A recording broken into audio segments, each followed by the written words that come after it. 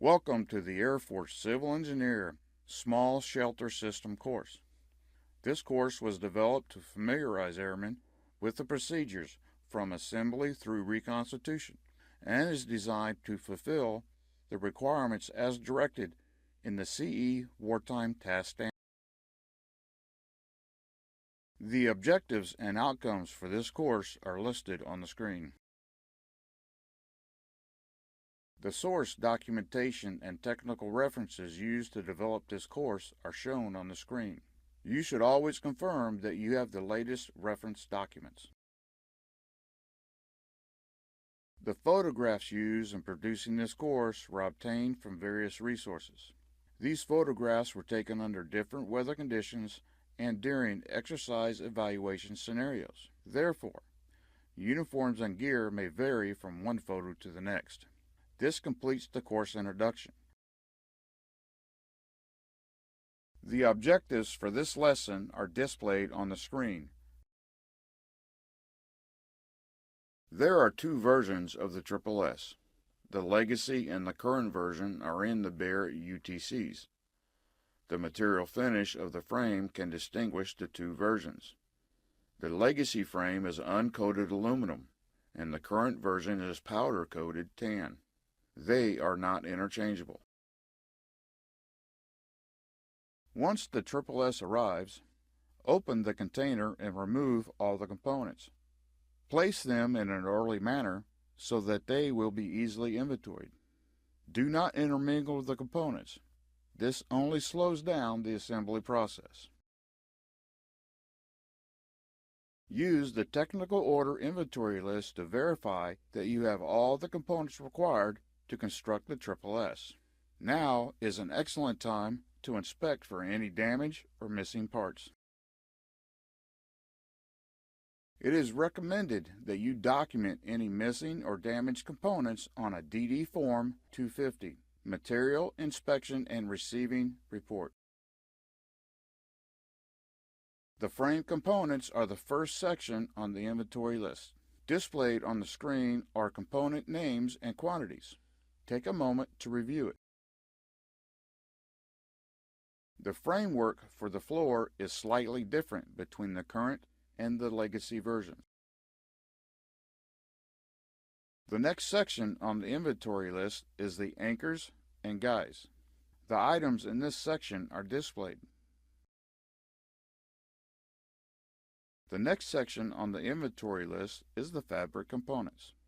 The nomenclature and quantities are displayed on the screen. Take a moment to review the list. The last inventory section is the electrical components. Take a moment to review the list displayed on the screen. Congratulations! You have completed this lesson. The objectives for this lesson are displayed on the screen. The foundation is the bedrock of any construction. Make sure the assembly area is level and free of all debris. The location must also have good drainage and be sheltered from high winds. Displayed on the screen are many warnings and cautions that need to be observed. Take a moment to review them.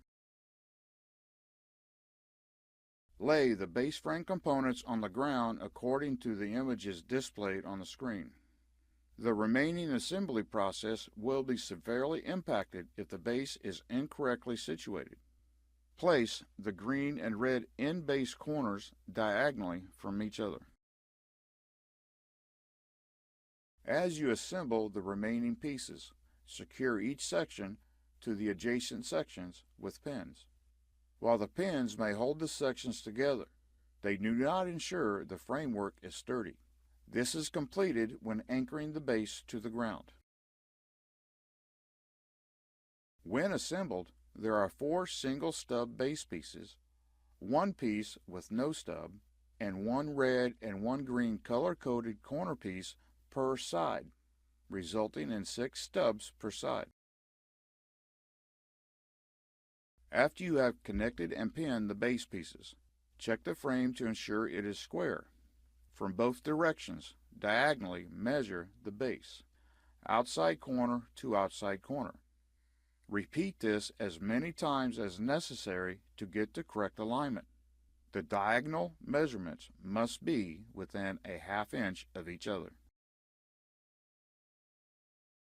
For unsurfaced areas, to secure the base to the ground using the 18-inch double-headed spikes. These spikes are driven through the pre-drilled holes in the frame using a sledgehammer. Do not damage the frame when driving the spikes. Do not install the spikes in the center end base anchor holes. Now that the base frame is assembled, squared, and anchored, the non-slip floor can be installed. Position the floor inside the base frame and enfold it, with the black side facing the ground. If the floor was reconstituted correctly, it should unfold like an accordion. As the floor is unfolded and positioned, secure it by placing the floor cutouts over the base stubs at the 4 corners. If the remaining floor cutouts do not fit over the base stubs, the base assembly is not square. Complete the squaring process again. Congratulations, you have completed this lesson. The objectives for this lesson are displayed on the screen. To assemble the arches, lay the arch pieces on the ground and slip fit each section to the next. No pins are used in this process. When repeating this process for the remaining 5 arches, the red arch is on the same side as the other arches. After the pieces have been assembled, they are attached to the base. Move each arch into position across the base. Put one end of the arch onto its respective stub. Ensure the red color code base piece is on the same side of the structure from one end to the other. To make installation easier, apply inward pressure outside the unattached arch base and push down to seat it on the base stub. The force required to put the side into place ensures the arch becomes rigid and steady. To install the 3 rows of purlins that connect between the arches, install the 3 red color-coded purlins at one end of the structure and install the pins. Install 3 non-colored purlins between each arch, moving toward the opposite end. To finish, install the yellow color-coded purlins at the other end of all 3 purlin rows. Congratulations, you have completed this lesson. The objectives for this lesson are displayed on the screen.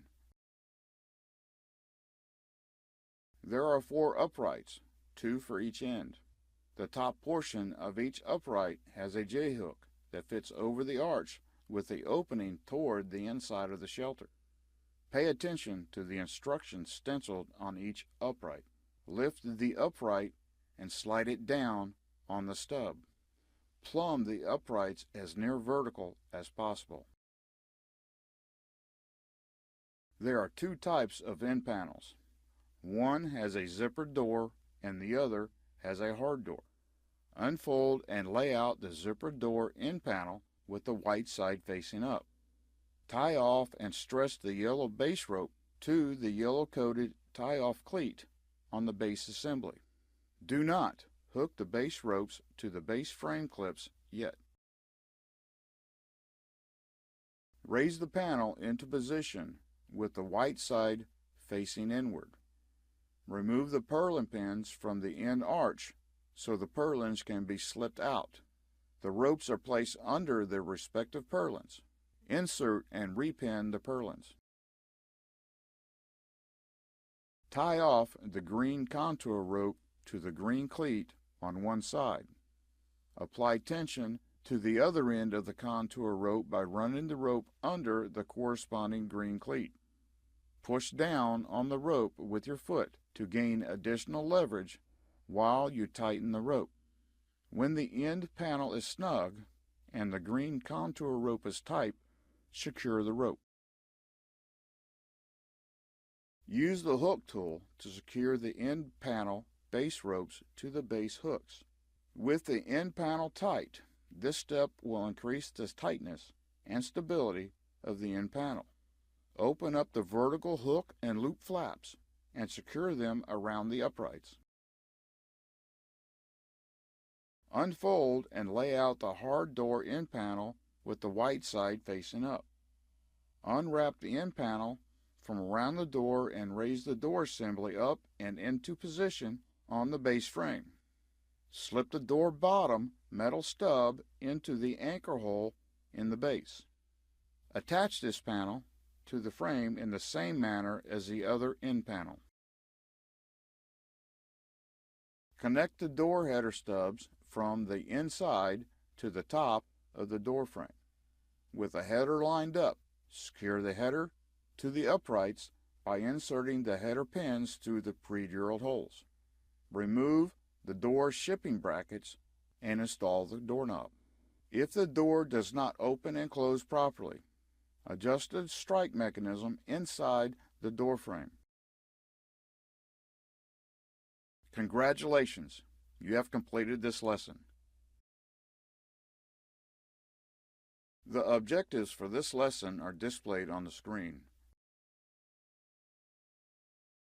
To install the top cover, lay out the cover along the side of the structure. It is laid out so that when the cover is pulled over the shelter, the ground flap is on the outside and the black side faces the shelter frame. Secure the top cover base rope to the silver tie-off cleats on each end of the base assembly. Tying the base rope off prevents over-pulling the top cover. Throw the 4 pull ropes over the frame and attach the rope snaps to the pull-over loops along the cover's base edge. 4 people pull in unison on the ropes until the top cover is in position. Then secure the base rope to the tie-off cleats. While securing the base rope, ensure the exposed rope is aligned with each base hook assembly, but do not attach the rope to the hooks. Work the ends of the top cover over the end arches. Starting at one end of the cover, slip the red contour ropes through the slits in the ground flap. Use your foot to apply the necessary force to tighten the rope and secure it to the red cleat. Repeat this process for the other end. When the red contour rope is tight, the cover should overlap the end panel by 4 to 5 inches, and the guy rings are positioned directly on the arches. Use the hook tool to secure the base rope to the base hooks. Guy ropes must be installed if winds above 40 miles per hour are expected. Install guy ropes by driving 18-inch stakes 3 feet out from the side of the shelter. Angle the stakes away from the shelter and in line with each arch. Attach the rope's snap ring to the guy loop on the shelter. Clip the opposite end to the D-ring on the stake and tighten the tin slips. Attach the floor to the top cover and end walls. The liner provides a barrier between the roof and the living area. Start the liner installation with the white side inward. Feed the liner behind the first purlin and continue the liner up to the center overhead purlin. You can now feed the liner behind the center overhead purlin. Continue attaching and feeding the liner behind the remaining purlins. Continue the same process for the remaining bays. The side of each liner adjacent to the end walls is attached to the hook and loop flap for the end wall. Congratulations, you have completed this lesson. The objectives for this lesson are displayed on the screen. Transport the ECU to the desired location. Drive slowly with the unit close to the ground. Position the ECU in front of the duct openings about 12 inches from the end wall. After the ECU is in position, open the top storage compartment and remove the flexible air ducts. Open the fabric boots on the shelter and place the ducts through them. Secure the boots to the ducts using the attached straps. Connect the ducts to the ECU using the clamp located on the end of the duct. The plenum has two sections, one straight and the other is an elbow. Begin by positioning the plenum on the shelter floor, parallel to the center purlins. Attach the first hook and loop strap of the long section to the end purlin from the end wall adjacent to the ECU hoses. Attach the next hook and loop strap on the plenum to the next center purlin.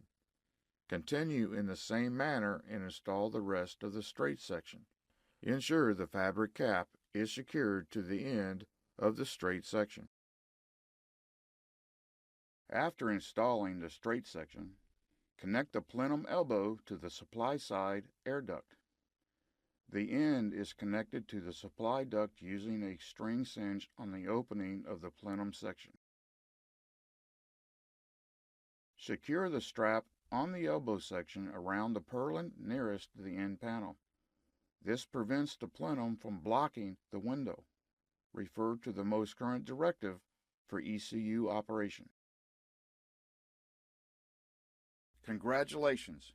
You have completed this lesson. The objectives for this lesson are displayed on the screen.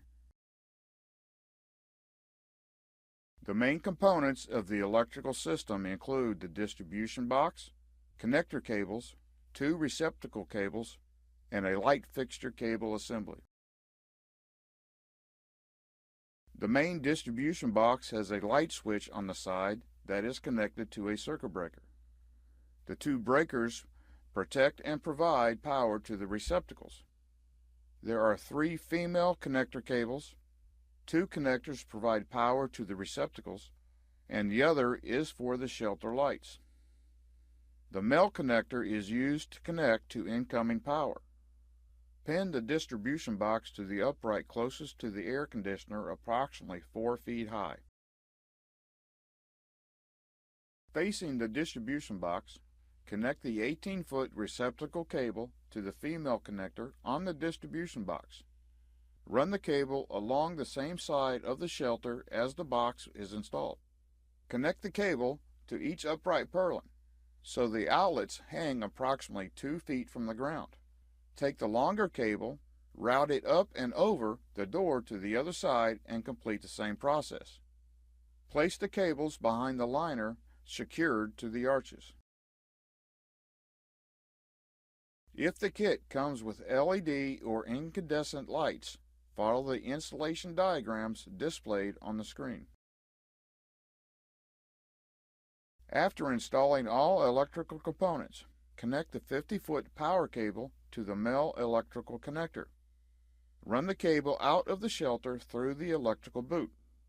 Connect the power cable to the incoming power distribution box. Only qualified personnel should connect the power cable to the appropriate power source. Double-check all electrical connections per the technical order before applying power. Failure to observe this warning may result in death or injury. Check all lights and receptacles to ensure they are working. Congratulations! You have completed this lesson. The objectives for this lesson are displayed on the screen. Electrical lighting system troubleshooting is straightforward. If one of the lights does not work, replace the light bulb. If all the lights do not work, verify that the light cable is connected to the distribution box. Check that the circuit breaker is in the on position and that the light switch is turned on. If all of this is good, plug in a different light cable or connect the current cable to one of the receptacle connections. Follow the same approach for the electrical receptacles. If the lights and receptacles do not work, verify that the external power source supplies power to the distribution box. A certified electrician needs to replace the components in the distribution box. If a cable is inoperative, replace it using the installation process discussed in the previous lesson. Before replacing the cable, flip the circuit breaker to the off position and flip it to the on position when the replacement is completed. Congratulations, you have completed this lesson. The objectives for this lesson are displayed on the screen. While you are disassembling the shelter, there are some warnings and cautions to adhere to. Take a moment to review them. During the shelter disassembly, it is essential to document broken or damaged parts. If time permits, minor repairs should be performed. Additionally, you should clean all the components prior to the reconstitution. This will minimize insects and rodents from harboring within these items. The shelter disassembly is performed in reverse order from the assembly process. Place components in an orderly fashion so they can be inventoried. There are some exceptions to disassembly. The pullover ropes are not required when removing the cover. Use the spike puller and dunnage to raise spike heads. Twist the spikes as necessary. Do not pack the fabric components if wet. If packing is necessary, remove them and unfold them for drying at the first opportunity. Once the cover is removed and laying flat, position 4 people on one side. Each person should reach out about 4 feet. Grab the top cover and pull it towards themselves. Flatten out the fold and repeat the process until the top cover is folded into one long piece, about 3 feet wide. Now fold lengthwise to the size of 102 inches long. Spread the end panel on the ground with the white side up. Fold the top section down so that the fold is at the top of the door. Fold one side over until the fold is even with the door. Then fold it back so the fold is even with the door. Complete the same folding steps on the other side. With the floor removed from the frame stubs and laying flat, complete the folding process as before with the top cover. Congratulations, you have completed this lesson. The objectives for this lesson are displayed on the screen. Remember to ensure that all damage to the shelter is either repaired or documented. Inspect the container and all the shelter components as they are packed for evidence of rodents, insects, or other infestations. Make certain to clean all parts as required before packing.